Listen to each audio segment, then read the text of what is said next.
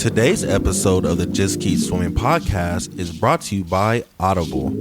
Audible is an online audiobook and podcast service offering over 10,000 books and the ability to listen to your favorite podcasts, including the Just Keep Swimming podcast. I personally use Audible all the time and suggest you take a listen to Intentional Living by John C. Maxwell. In this book, Mr. Maxwell shares his story on how he was able to live a noble and purposeful life and gives you tips and tricks so you can do the same. So please start your 30-day free trial now at www.audibletrial.com/JKS podcast, all lowercase. Again, that is www.audibletrial.com/JKS podcast. And if you have any more questions or concerns for the Just Keep Swimming podcast, you're always welcome to reach out to us on Facebook or at Instagram at justskeepswimming_podcast, or you can email us at jkspodcast702@gmail.com. And with that out the way, let's dive into it.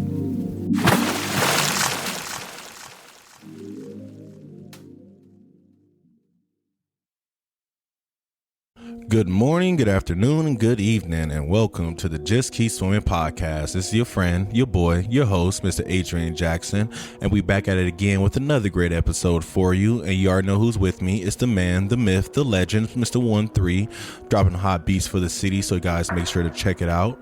So today's, ladies and gentlemen, we just had another short message for you guys. This month has been crazy for us. It seems like everybody's been pulled all over the place.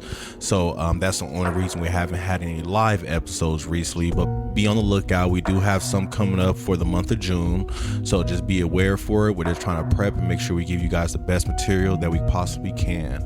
So yes, thank you guys so much for understanding. And let's dive into it. So for today's episode, I kind of want to talk about the law of retaliation. So one thing I know we all heard growing up is there's nothing better than sweet revenge. You know, there's nothing better than getting back at somebody who hurt you in some type of way, and you finally can hurt them back in the same way or in a similar way that they did for you.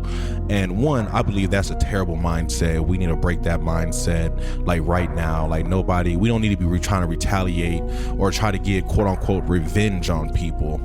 But let's talk about the law of retaliation. So this is an interesting law that I've been listening to recently, definitely from Napoleon Hill's book. And the way he describes the law, which is beautiful in my eyes, he says the law of retaliation is the idea that people are going to respond based off how you first come at them. So if you come at somebody in a harsh, mean way, you know, trying to be bossy or whatever the case may be, that's going to naturally make people get defensive and come back at you with a sharp tongue as well. You know, so if you go at the cash clerk, you know, definitely the cash register, I notice that a lot. If you sometimes like throw your money on the counter, a lot of times they'll throw your change back on the counter, you know, because you gave it to them that way. But if you're nice and you hand it to them when they ask you for it, they'll sit there and hold the change until you're ready to receive it, just like how you treated them, you know. So let's try to practice the law of retaliation, and let's see how we practice it in our lives on our everyday basis, you know. Because sometimes we go around life and we're not really paying attention to how we're treating people because we're, you know, stuck in our own mind, our own ways, and we all have our own issues going on. But I learned that if we truly just step back and just start off with, you know, kindness, it'll make whatever you're trying to do go pretty smooth, you know. So like a lot of times when I do call people and I'm on the hold for a long time, yes, I'm irritated, you know, I'm tired. I hate being on hold. You know, my time feel like it's been wasted because I'm sitting here waiting for somebody to answer the phone. But when that person answers the phone, I always try to greet them with, hey, how are you doing today? You know, I'm well over here.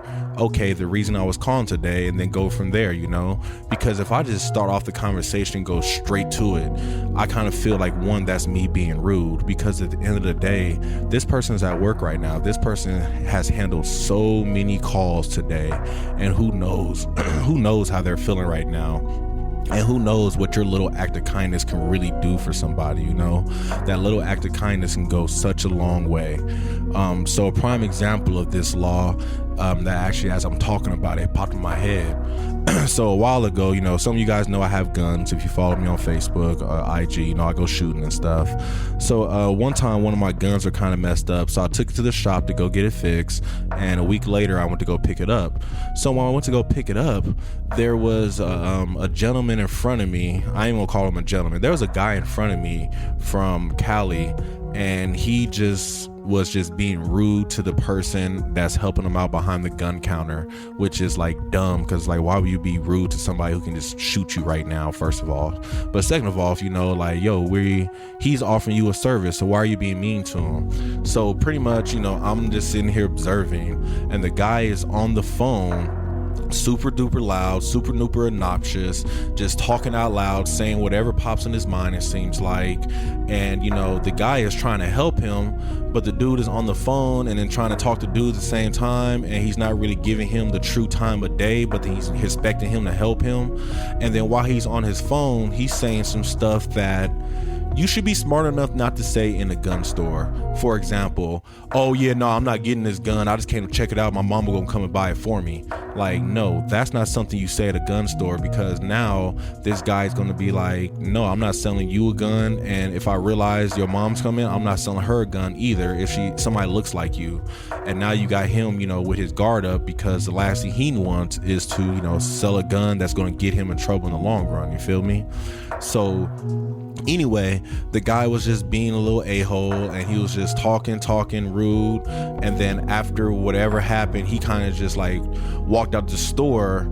And I can't even say he had an attitude, but he just walked out the store like he was entitled to life, you know, like, okay, yeah, bye, man, bye. And just walked out and didn't really like truly say have a good day or nothing. Didn't really truly show the guy any sign of respect during the time I was talking to him. So, you know, it's my turn to go up to talk to the guy, and I could, you know, just go straight to business. Hey, I can't pick up my gun, go get it for me.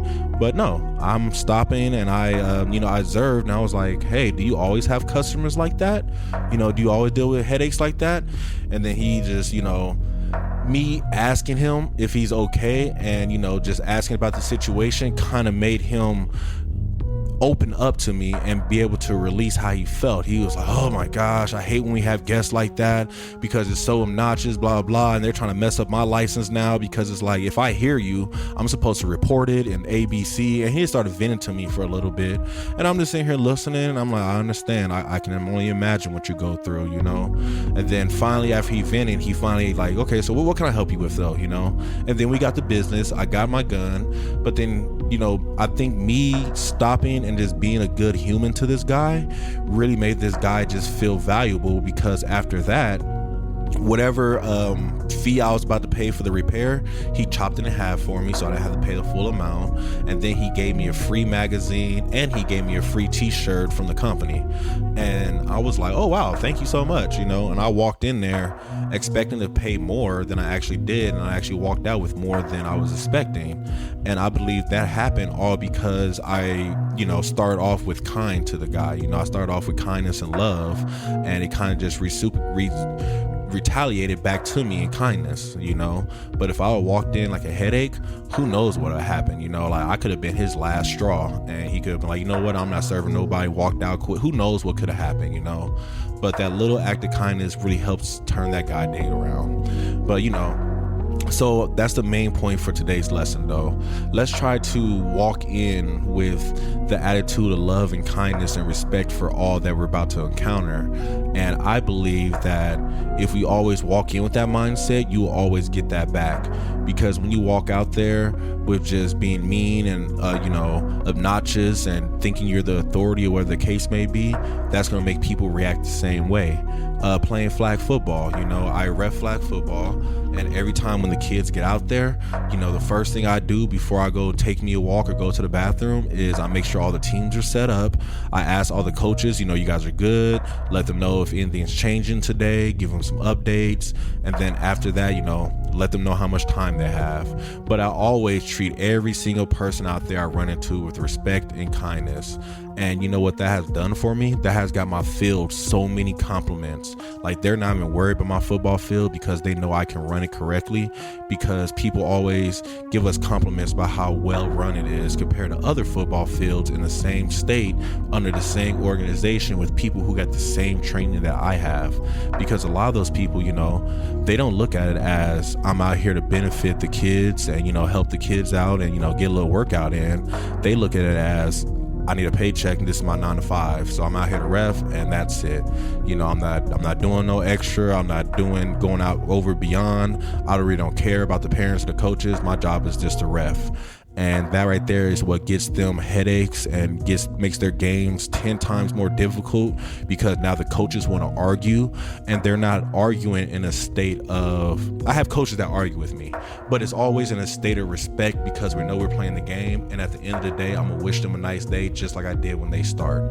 But you have other refs that they don't have that respect for the coaches, and the coaches don't have that respect for them. So they get multiple complaints, multiple headaches, you know, multiple parents coming back and reporting them because of the way they act. And I have coaches that are actually requesting now, like, to only play on my field because I help the kids. I talk to the parents. I talk to the coaches. I make sure that we all have respect.